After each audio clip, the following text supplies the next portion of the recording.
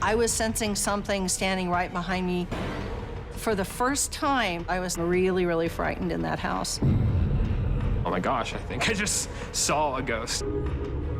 I was completely in shock.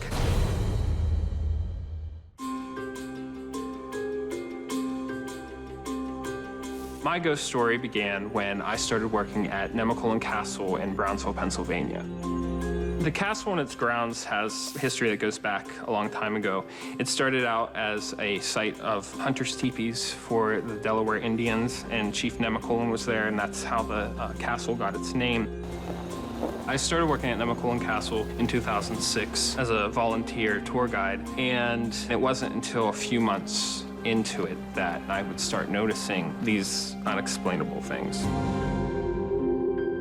I've been volunteering at the Nemacolin Castle for about 10 years, and there are a lot of places out there that are really haunted, and Nemacolin Castle is certainly one of them. The first thing that happened to me, I was closing up the house one day, and I heard someone descending down the steps. It was a man who was talking, but it was too low for me to actually hear him. And all of a sudden, he started calling out my name. He heard voices and then heard someone yell, "Jacob." It really shook him up. Jacob, Jacob.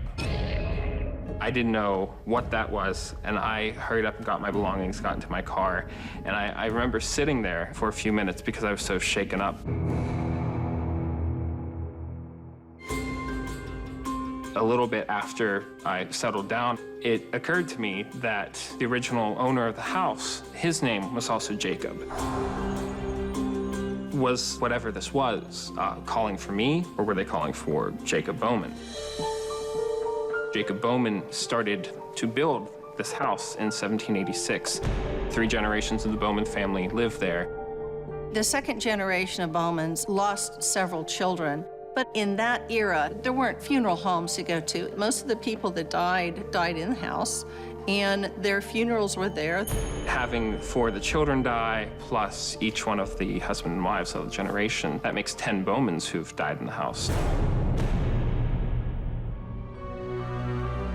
One of the ghost stories that we hear a lot there at the castle is that the nursery has its own little ghost, Mary. She appears to be between 8 to 10 years old. We strongly believe that it was one of the Bowman's children who died at an early age.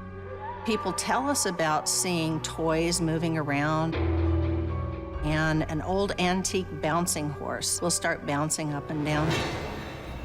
Renee went to take some pictures of the rocking horse. After about an hour, nothing happened, totally quiet, nothing moved. He said, "Well, Mary, if you don't want to play today, that's fine." And just then, the bouncing horse just started bouncing.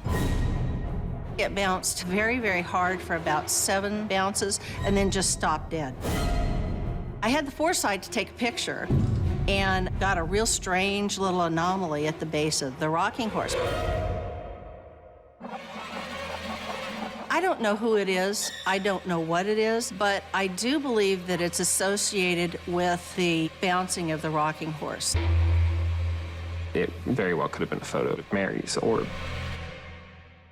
One night, I went to the castle and I wanted to take some night pictures. I started getting that creepy feeling like something was there. And something came up to my ear and just went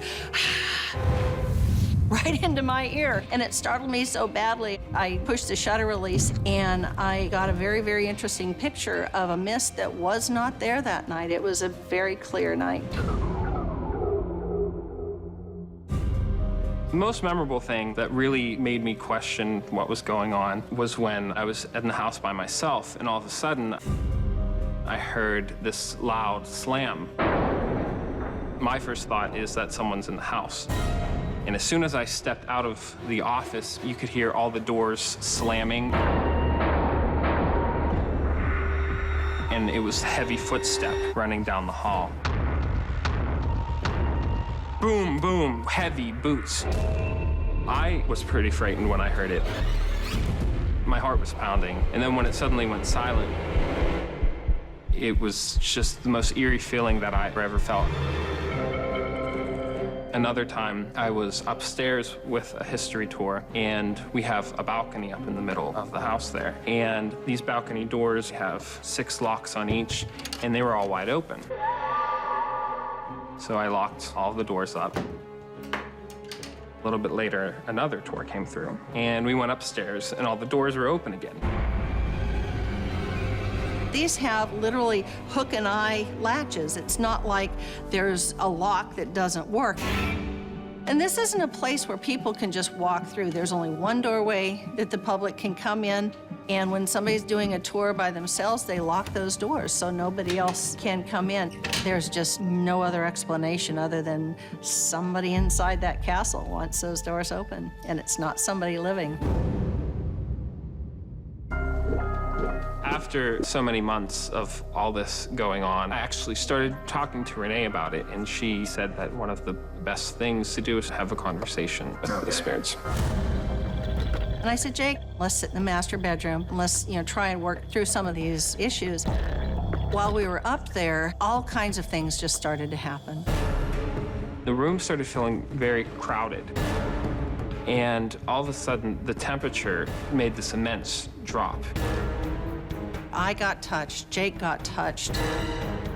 I felt as though someone was standing behind Renee, staring at me.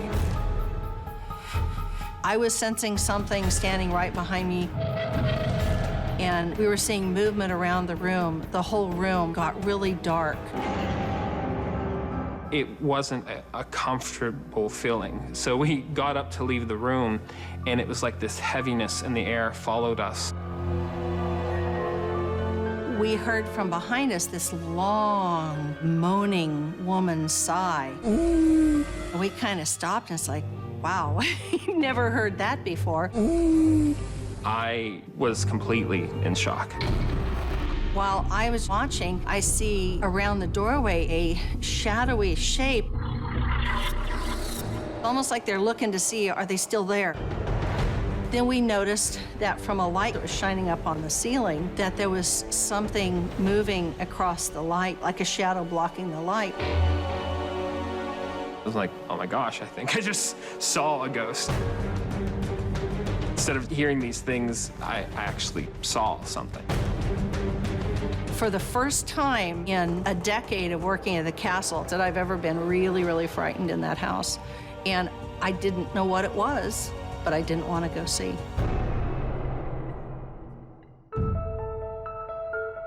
It was definitely a turning point. There would be days where I would actually sit outside because I did not want to go into the castle. I think I've always believed in ghosts, but one of the things that I found by spending so much time at the castle is how much more active the ghost world really is. There are people who come through who are skeptical and say that it isn't real, and I would say spend some time there. You will definitely have an experience.